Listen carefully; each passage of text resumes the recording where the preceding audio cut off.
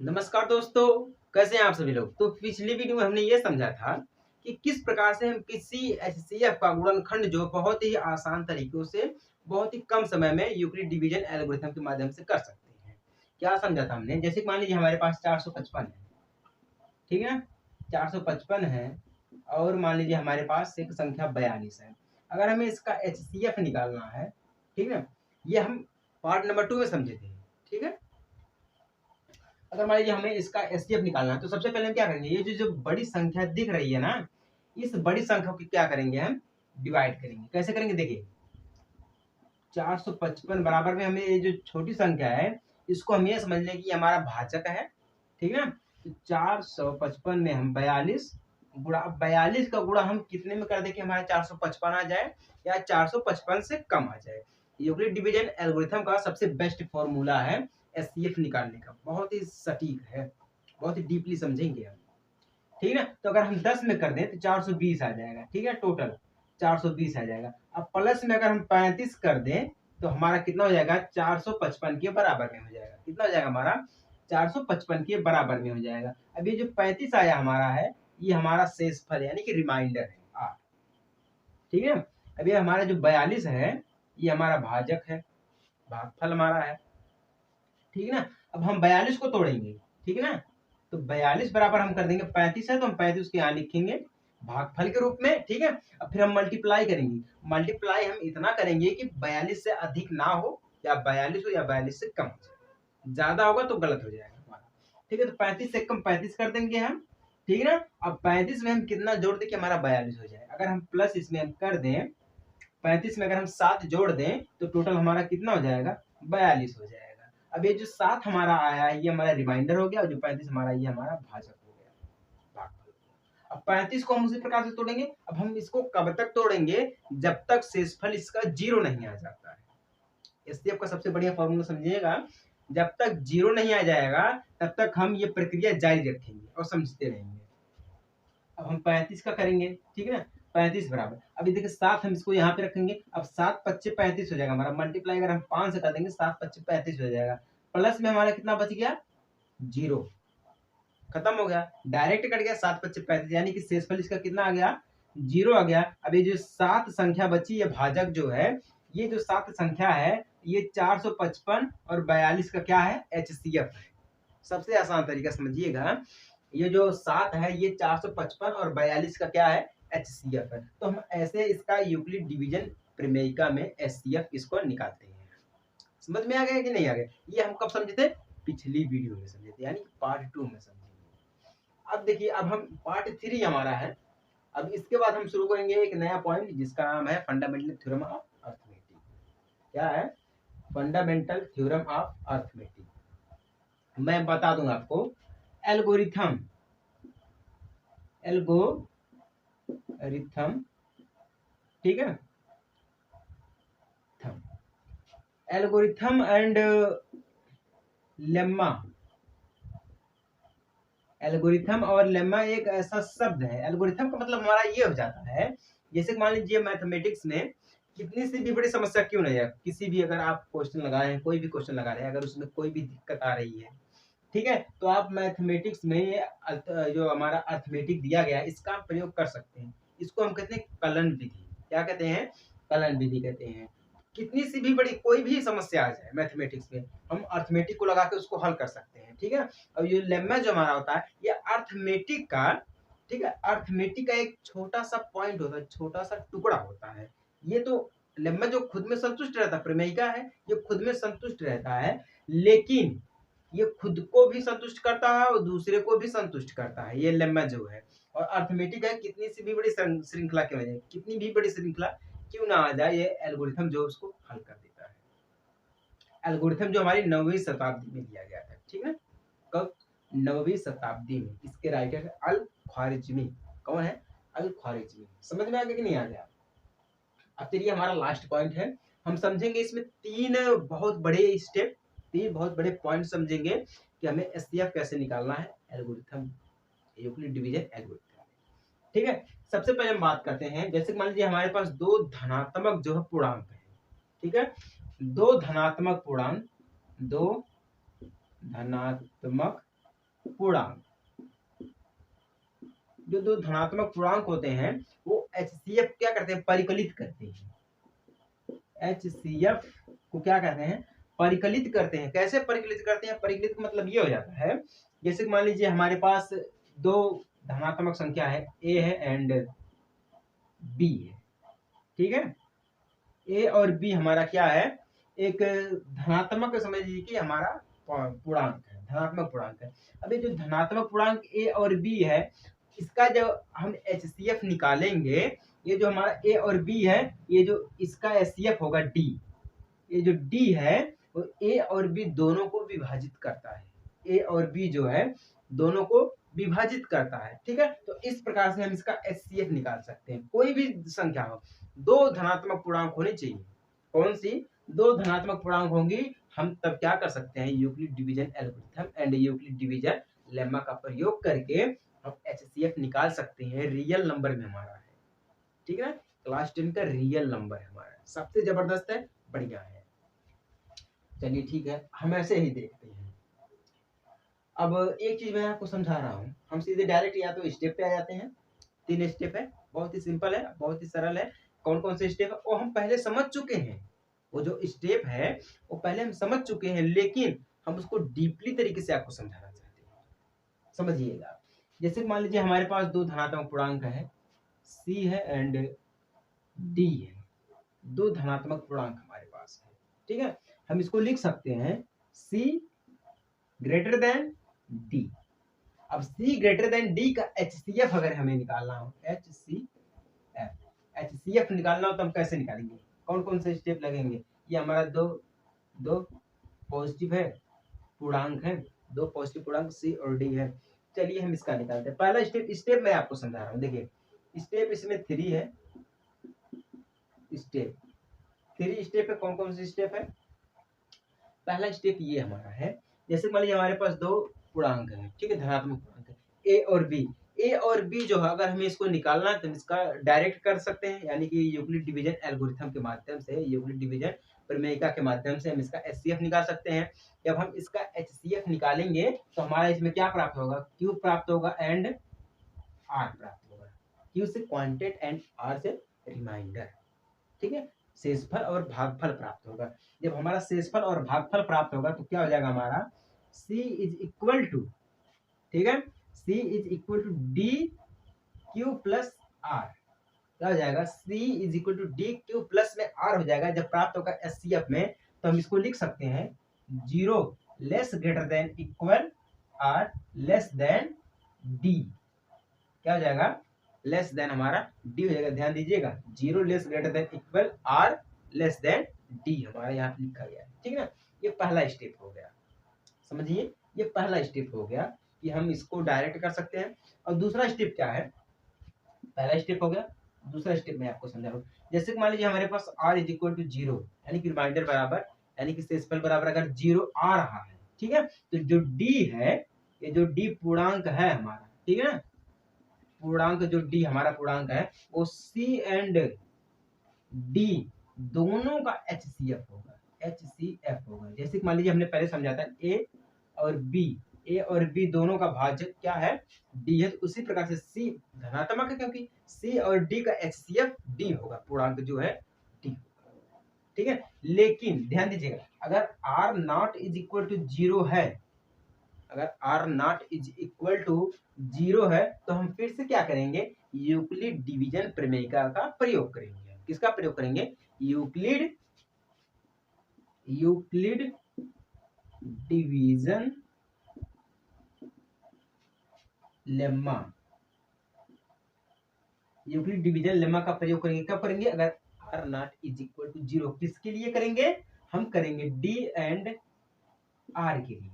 किसके लिए करेंगे, D एंड R के लिए करेंगे, ठीक है।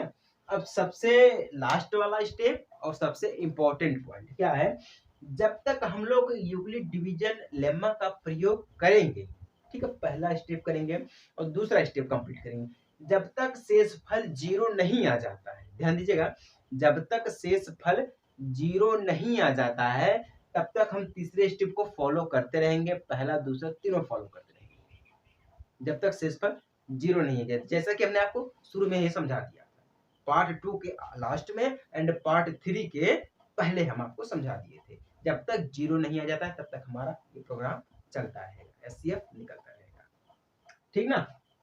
और सबसे जरूरी चीज है, हमने आपको 3 स्टेप समझाए हैं। अब 3 स्टेप जब हमने आपको समझा दिया तो हम 3 स्टेप का लाइव प्रोग्राम आपको दिखा सकते हैं। एक एग्जांपल मैं दे रहा हूँ, लाइव प्रोग्राम कैसे देखते हैं, ठीक है। ध्यान दीजिएगा, तीनों स्टेप को मैं सिद्ध कर रहा हूँ, सबसे इंपॉर्टेंट चीज है। इसके बाद मैं आपको यूक्लिड डिवीजन एल्गोरिथम के बारे में नहीं समझाऊंगा, ठीक है। ऑलरेडी 3 पार्ट हम बना चुके हैं, इसके ऊपर छोटा सा पॉइंट है, 3 पार्ट बना चुके हैं। जैसे कि हमारे पास मान लीजिए एक एग्जाम्पल के तौर पे हमारे पास 2 संख्या है, जैसे कि एक संख्या मान लीजिए 4052 है, ठीक है, और दूसरी संख्या हमारा 12576 है। कितना है? 12576। इसका क्या करना है? एचसीएफ निकालना है, एचसीएफ निकालना। दिख रहा है कि नहीं दिख रहा है? चलिए ठीक है। अब 12000 कहाँ पे है? 12576 ये है, 4052 ये है। अब सबसे पहले हम देखेंगे, देखिए क्या करना है। अगर हमें यूक्लिड डिवीजन एल्गोरिथम यानी यूक्लिड डिवीजन लेम्मा में निकालना है एचसीएफ, तो हम सबसे पहले बड़ी संख्या को देखते हैं। बड़ी संख्या का हम पहले निकालते हैं। चलिए ठीक है, हम पहले बड़ी संख्या का निकाल लेते हैं, छोटी से नहीं शुरुआत करेंगे, हम बड़ी से। छोटी को क्या मान लेंगे? भाजक मान लेंगे, ठीक है। तो यह हमारा देखिए 12576 बराबर हम करेंगे कितना? 4052। अब ध्यान दीजिएगा, अब 4052 का हम कौन सी संख्या से गुणा करेंगे कि 12576 हमारा आ जाए, या 12576 से कम हो जाए। अधिक हो जाएगा तो गलत हो जाएगा, ये जो इक्वेशन बनेगा ये हमारा गलत इक्वेशन बन जाएगा, कम हो जाना चाहिए। तो अगर हम मल्टीप्लाई कर दें तो 4052 का गुणा अगर हम 3 में कर दें तो टोटल हमारा बन जाएगा 12156। करके देख लीजिएगा, 12156 बन जाएगा। अगर हम इसमें प्लस कर दें 12156 में 420 अगर हम ऐड कर दें, 420 अगर हम ऐड कर देंगे तो हमारा टोटल कितना हो जाएगा? 12576 हो जाएगा। कितना हो जाएगा? 12576 हो जाएगा। अब ये जो हमारा 420 आ गया, ये हमारा आर है, रिमाइंडर है, ठीक है। अब ये जो 4052 हमारा ये क्यू है, यानी कि भाजक है या भागफल, ठीक ना। ये तो हमारा पहला स्टेप है, ठीक है। स्टेप नंबर 1 हो गया हमारा, सिंपल सा है। हम क्या करेंगे? दो धनात्मक संख्या है, उसका हम यूक्लिड डिवीजन प्रमेय के अनुसार हम उसका निवारण कर देंगे। अब दूसरे स्टेप में क्या है? दूसरे स्टेप में ये बोला था, अगर r इज इक्वल टू 0 है तो जो d होगा वो c एंड d दोनों का एचसीएफ होगा, दोनों का एचसीएफ होगा। लेकिन अगर r not is equal to 0 है तो हमें फिर क्या करना पड़ेगा? यूक्लिड डिवीजन प्रमेय का प्रयोग करना पड़ेगा। तो यहाँ पे देखिए r जो दिया गया है, r यानी कि हमारा रिमाइंडर है, 420 है। अब 420 जो है वो 0 के बराबर में है, 0 के बराबर में है? नहीं है, 0 के बराबर में नहीं है। तो हमारा यहाँ पे हो जाएगा 420 नॉट इज इक्वल टू 0, 0 के बराबर में नहीं है। यदि हमारा 0 के बराबर में नहीं है तो हम क्या करेंगे? फिर से हम यूक्लिड डिवीजन एल्गोरिथम का प्रयोग करेंगे, लेम्मा का प्रयोग करेंगे। तो चलिए ठीक है। अब देखिए हम यहाँ पे देखते हैं, अब हम किसका करेंगे? यहाँ पे 4052, दूसरे स्टेप में 4052 बराबर 420। अब 420 का गुणा हम कौन सी संख्या से करें कि हमारा 4052 आ जाए, ठीक है। ऐसी कोई संख्या है अगर आपके मन में है तो आप प्लीज कमेंट कर दीजिएगा, उसमें कितना ऐड कर दे कि हमारा 452 आ जाए, या हमारा डायरेक्ट कट जाएगा। अगर डायरेक्ट कट रहा है तो बढ़िया बात है, अगर डायरेक्ट नहीं कट रहा है, संख्या ऐड करनी पड़ रही है, तो आप कमेंट कर दीजिएगा, ठीक है। तो 452 का 422 का 420 का अगर हम 4052 में गुणा करेंगे, यानी कि अगर 9 गुणे हम 420 गुणे अगर हम 9 कर दें तो टोटल हमारा यहाँ पे प्राप्त होगा, जो संख्या प्राप्त होगी वो संख्या हमारी है 3780। कितनी है? 3780 प्राप्त होगी। 420 गुणे अगर हम 9 करेंगे तो 3780 प्राप्त होगी। अब 3780 में अगर हम 272 को ऐड कर दें तो हमारा हो जाएगा 4052। कितना हो जाएगा? 4052। 52 हो जाएगा। जब 4052 हमारा हो जाएगा तो हम क्या कर देंगे, ये जो हमारा 700 272 है ये हमारा आर हो गया है, और 420 जो हमारा है ये हमारा क्यू हो गया है। भागफल और शेषफल ये तो कंफर्म हो गया। अब तीसरे स्टेप में ये कि बोला था कि जब तक शेषफल इसका 0 नहीं आ जाता है तब तक हम क्या करेंगे, इसको लगातार प्रोसेस इसका जारी रहेगा जब तक 0 नहीं आ जाता है। ठीक ना। अब स्टेप हम तीसरा फॉलो करते हैं। देखिए अब हम 420 का हम एचसीएफ निकालेंगे तो 272 है। ठीक है, 272 गुणे हम 272 को कितने बार कितने कौन सी संख्या से गुणा करेंगे, 420 हमारा आ जाएगा। ठीक है ना। देखिए अगर हम इसको एक गुणे 272 गुणे अगर एक कर दे तो वो हमारा 272 ही आएगा। ठीक है, अगर हम इसमें प्लस कर दे 148 148 अगर हम इसमें ऐड कर दे तो 420 आ जाएगा। ठीक है, अब ये 148 जो हमारा है आर हो गया, और 272 जो हमारा है ये क्यू हो गया है। और फिर हम वही संख्या वही चीज हम दोहराएंगे जब तक 0 नहीं आ जाएगा, हम वही चीज दोहराते रहेंगे, समझाते रहेंगे आपको। ठीक है ना। देखिए अब 272 को हम करेंगे 272 बराबर में।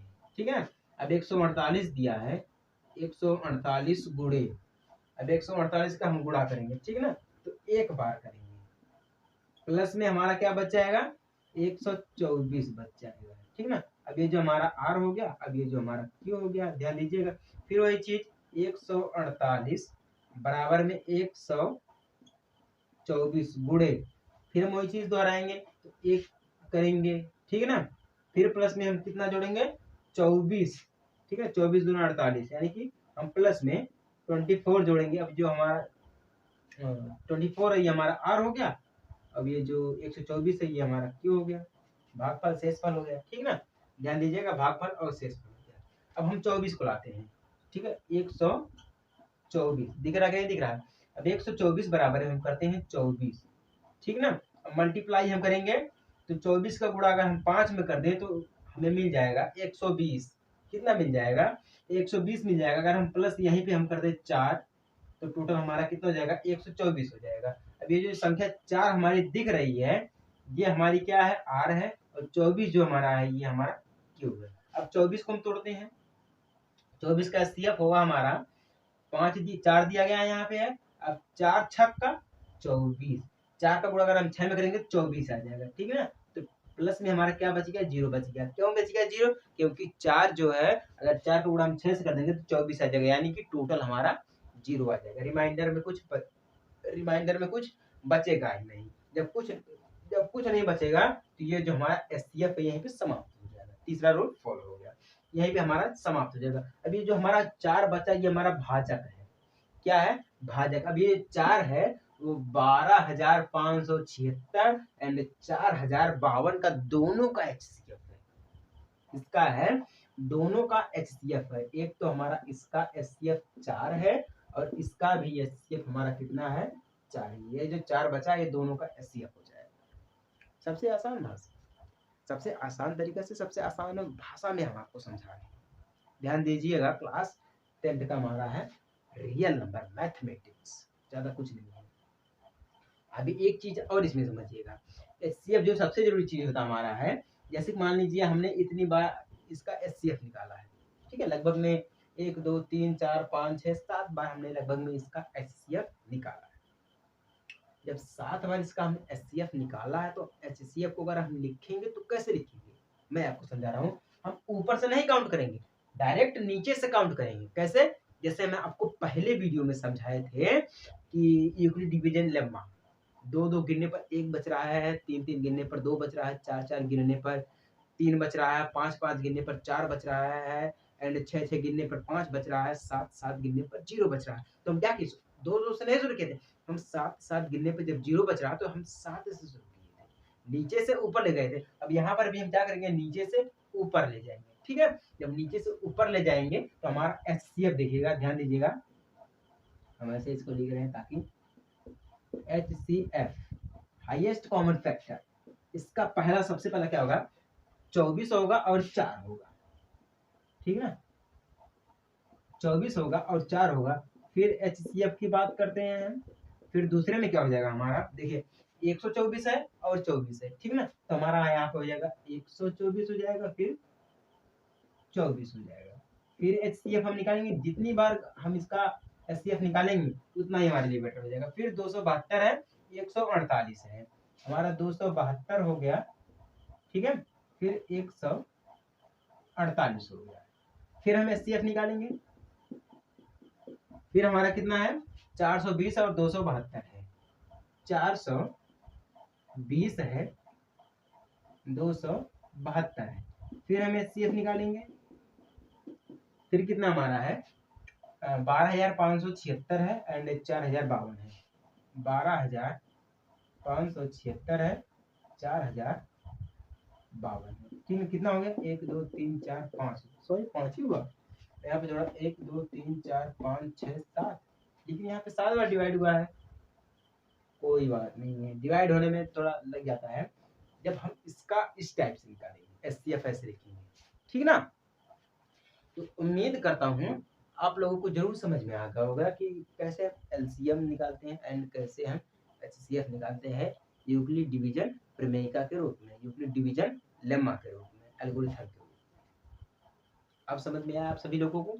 समझ में आ गया भैया तो सब्सक्राइब कर दीजिएगा, इसमें कोई रोक टोक नहीं है। अगर समझ में नहीं आया तो मैं कहता हूँ आपसे कमेंट करिएगा, मैं फिर से इसी टॉपिक पे फिर से समझाऊंगा आपको, जब तक आपको समझ में नहीं आ जाता है, ठीक है। तो उम्मीद है आपको जरूर समझ में आ गया होगा। तो मिलते हैं एक छोटे से ब्रेक के बाद, तब तक के लिए जय हिंद, वंदे मातरम।